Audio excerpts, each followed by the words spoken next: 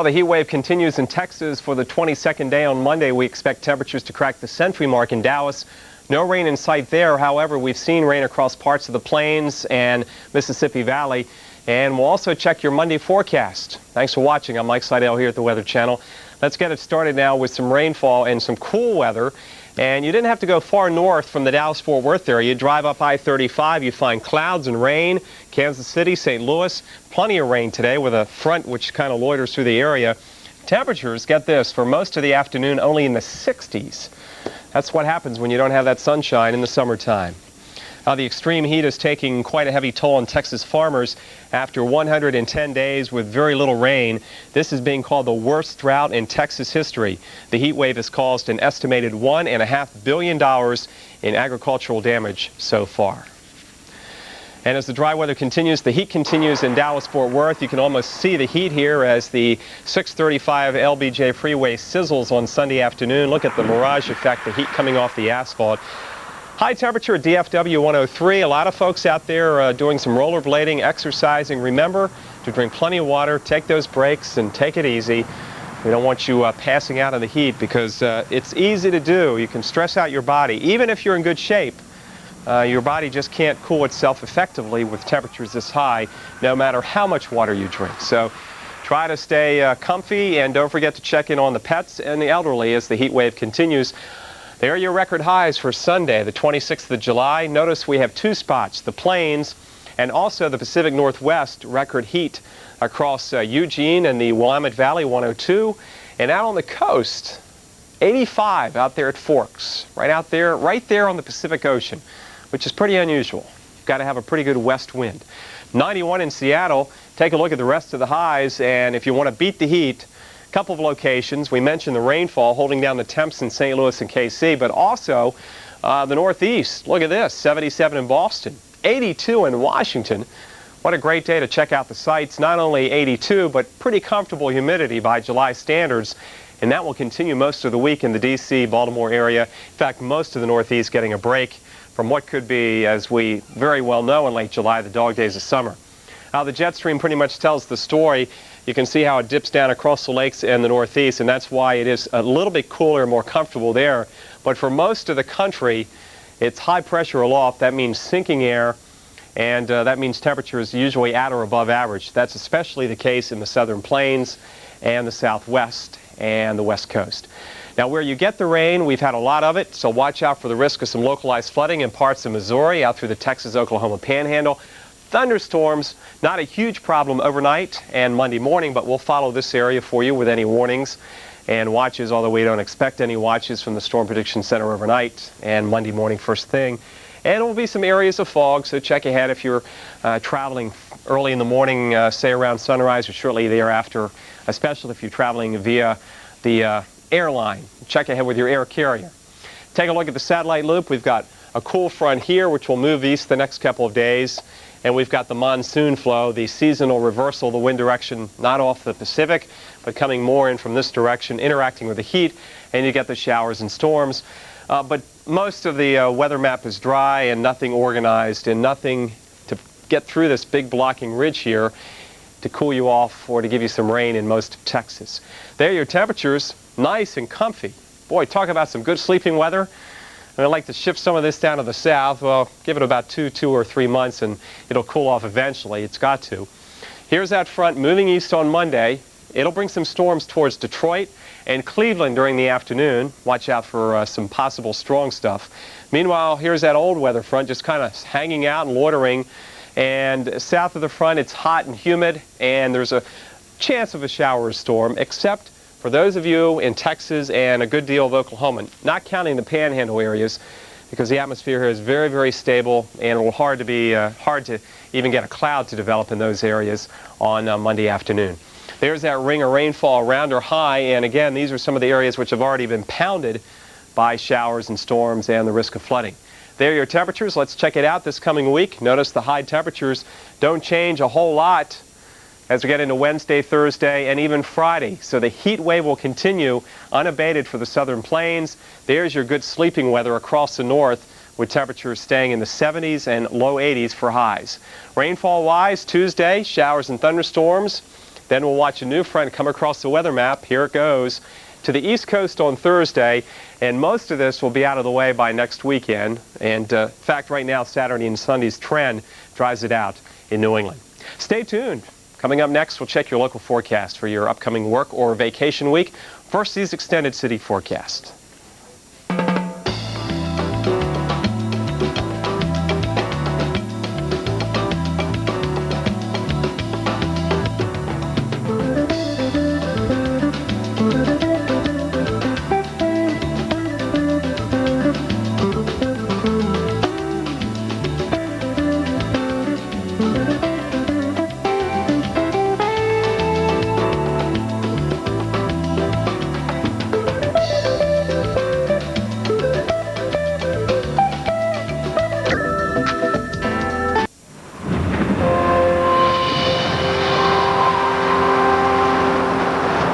Thanks for joining us for this edition of Storm Watch, 10 before the hour. This Storm Watch, by the way, sponsored by Roto-Rooter. A lot to talk about today. We have very cool weather, very crisp summer conditions in parts of the Northeast, heat in Texas, flooding, rain in between. We'll check that scenario out shortly. First, as you can see, though, the latest on the tropics and Hurricane Darby, which has shown actually some strengthening in the last 24 hours with top sustained winds now, 115 miles per hour. Darby continues to move due west at 13 with a central pressure of 960 millibars. And if you are you have a hurricane tracking chart and you're plotting the storm along with us, it's 16.5 north and 129.5 west.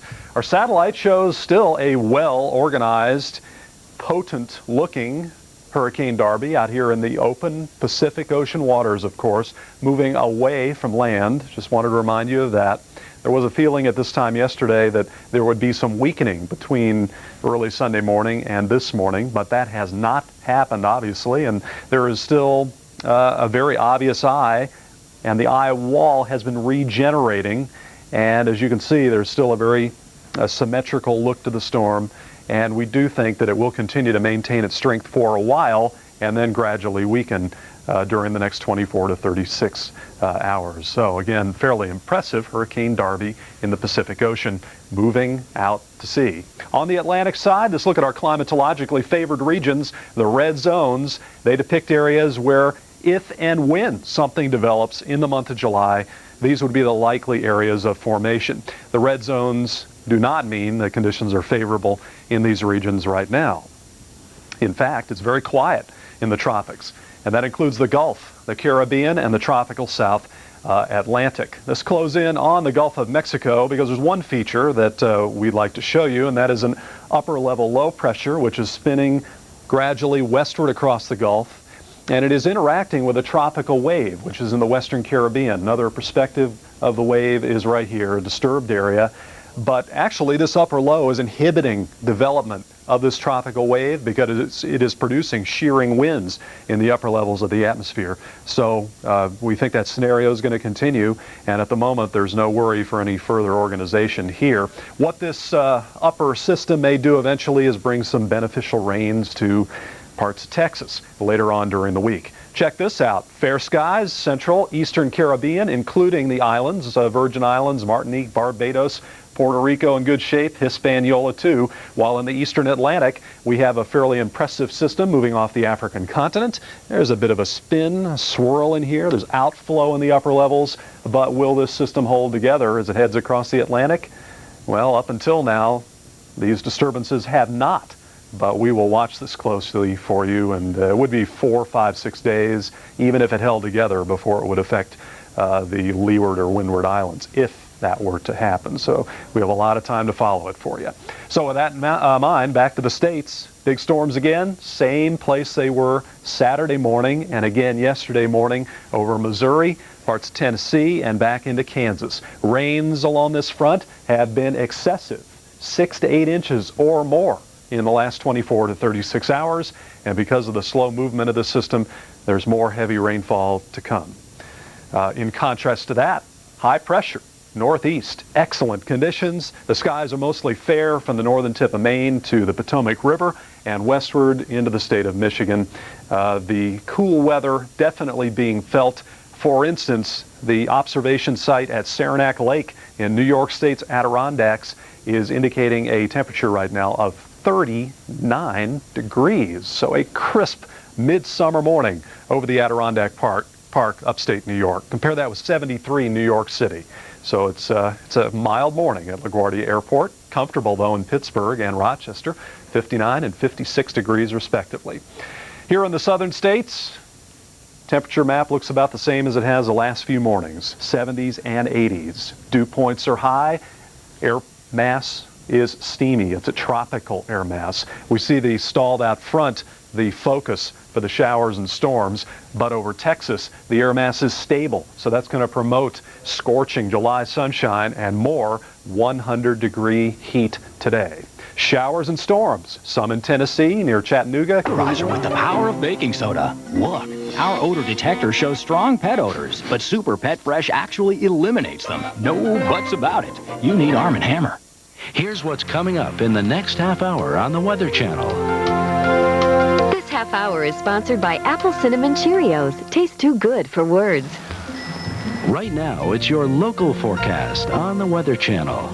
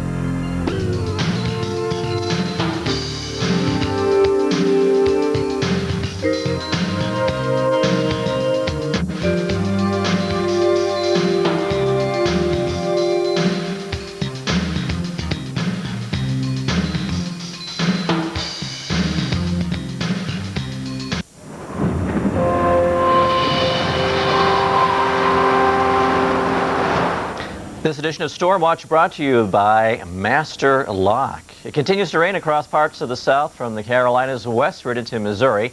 Latest flood warning coming in from Alabama, Cleburne County in east central Alabama. 2 to 3 inches of rain has fallen there. That rain's headed towards Atlanta. We'll talk more about that in a moment, but first, some new developments in the tropics. And here's Dr. Steve Lyons. Steve? Well, thanks, Mark. We do have some new developments here in the tropics. We've got a new tropical depression in the Atlantic. Let's look at the latest statistics on it and see what we've got going. First of all, no need to get too worried yet. It's way out here, just to the southwest of the Cape Verde Islands here, about 300 miles. It's moving to the west at about 23 miles an hour, which is a pretty good clip. And that westward motion is expected to continue the next 24 to 36, even 48 hours as it moves out here.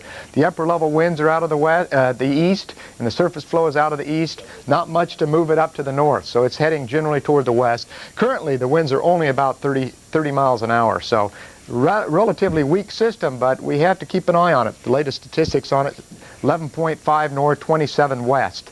So it's a long way out there, 1,008 millibars. Let's have a look at what it looks like. Here it is on the satellite imagery. You see a tropical wave that formed in this low-level trough here and is moving to the west. And the latest satellite imagery indicates that the convection is weakening rather dramatically. You can see the circulation center somewhere right about in here. And this is sort of typical. We typically see the minimum in thunderstorm activity in the afternoon hours. And of course, it's afternoon hours here off the African coast. This is going to continue to move to the west. And the conditions are fairly favorable aloft. You can see this upper level ridge in here of easterly flow. That's moving in the same direction the storm is. So some development is expected in the next 48 to 72 hours. It could become Tropical Storm Alex, the first tropical storm of the year. We'll have to wait and see what the Hurricane Center does with it. Farther out, of course, you've got this big upper level trough of low pressure, and that may be a saving grace as it gets farther out, but it's too early to tell just yet. Elsewhere in the tropics, we've seen in the central Atlantic basin a series of weak tropical waves. Here's something swirling here, something like our stratocumulus swirl we saw last week that continued toward Florida, and another little weak wave above the surface. It's just over the Virgin Islands moving toward the west-northwest at about 15 to 20 miles an hour.